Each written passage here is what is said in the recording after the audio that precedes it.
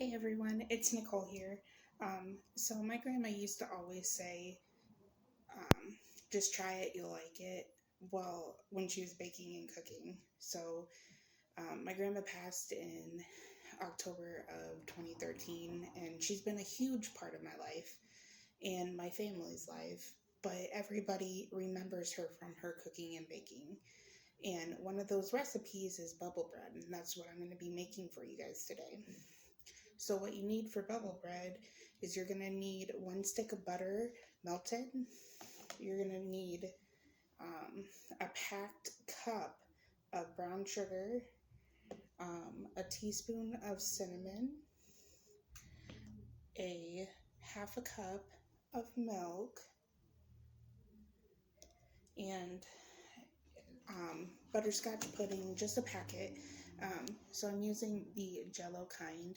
Usually you want to use the cook and serve, but unfortunately, absolutely everybody is out of it. I don't know if there's a shortage in the world, but obviously there must be. So we're using instant. It works just the same, but it gets a little bit thicker than what the cook and serve normally does because obviously it's just instant, so it's not technically made for this, but it still works. And then you just need vanilla, any kind works, and bread, frozen bread dough.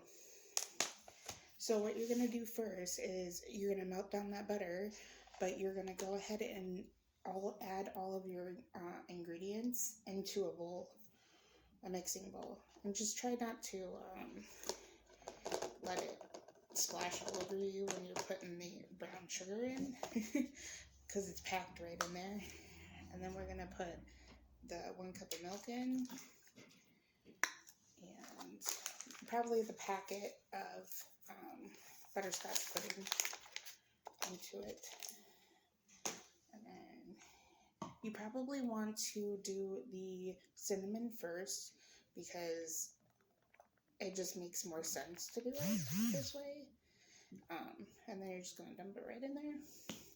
And then you're going to go ahead and do the teaspoon of vanilla. So it's a teaspoon of cinnamon and a teaspoon of vanilla.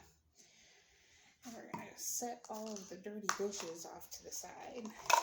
And when you start, it's going to look basically like that. Oh, and I spilled some. Don't mind me. I'm just making a mess over here.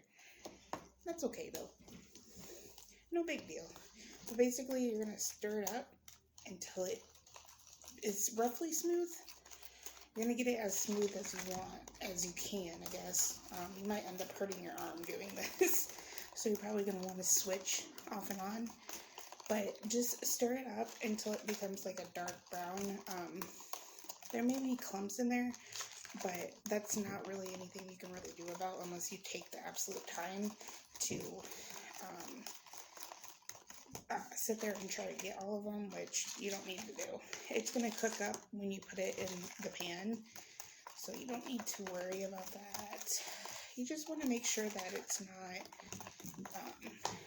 getting it all over my hands. I should probably wipe this up really quick so we don't make a mess. And then we're just going to keep stirring it up and stirring it until your arms get tired, basically, and you think it's good enough. So that's what mine looks like right now. You could keep going as long as you want. Obviously, this is a little bit more thicker than what you would be using with like a cook and serve. I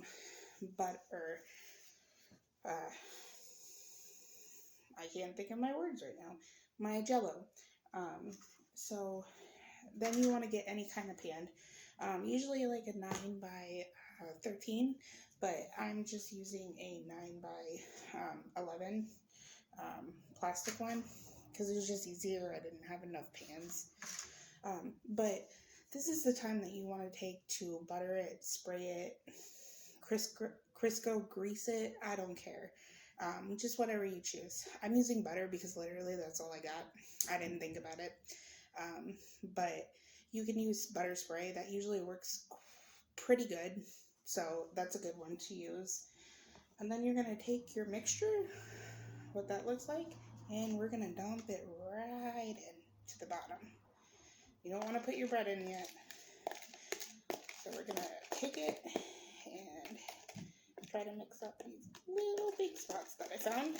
Because obviously I didn't stir well enough. And then you're just going to scrape it out and try to get as much as you can out of it. And I pretty much got all I could. And I'm going to set that off. You can put the rest of your dirty dishes in there. And then you're just going to spread it on the bottom. Make sure it's kind of even across the bottom. So that's kind of what mine looks like right now. Just make sure it's all on the bottom. And then you're going to want to take your bread dough and start putting in. So with the bread dough, you can get any kind of frozen loaves of bread dough. You could go to Fairway, Hy-Vee, wherever you choose. But you're just going to want to buy that and let it sit out. But one thing I should probably tell you is never let it sit out for too long because it blows up into a giant balloon. That was my mistake today. I left another bag here while I worked all day. Yeah, that didn't turn out very well. It looked like a giant balloon of bread. But all you want to do is cut it up into 1-inch thick pieces. Or you can cut it into just however you want and however you bake. These things are going to build up while they are cooking. And I actually found out that I made this the other night with my dad. And so we figured out that you could actually, if you don't feel like cutting, just rip it apart. It works the absolute same. Actually, it works even better if you actually have the time to do it. But obviously, I'm in a little bit of a hurry, so I'm going to just do what I got. And I cut it into little balls, just kind of like this. That's all they are. And you're going to take it, and you are going to put it in however you like. But you want to put them as close as you can get them, because I usually use about 2 loaves. You can get anywhere from 3 to 5 loaves when you buy them in bulk. But I'm using 2.5 kind of, so I could use all of mine up. And then you're just going to put them in here over the mixture, however you feel. But just get them as close as you possibly can together. That way when they build up, they're going to build up pretty well. You don't want to leave any room or any space. Just get them as close as you can. Doesn't matter how you do it, just throw them in there. Don't throw them, but you know what I mean. Just kind of tip them in here. And I may have too many, so we might eat in some bread dough if I can't fit all of these in here. But I am going to shove them in every nick and cranny that I can fit them in. Just so I can use them all, because, yeah, I don't want any leftovers. My stepmom is a huge person for eating this plain, and I have no idea why. I am not that type of person.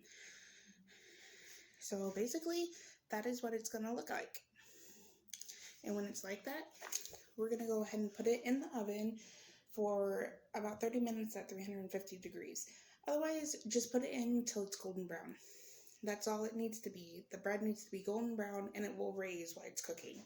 All you want to do is you want to take tin foil and put it down when you have your next one ready. You're going to take your pan and just flip it right over. Just like that. Obviously, that one came out wonderful, so I had nothing to worry about. But all we get to do now is sit here and just try it. You'll like it.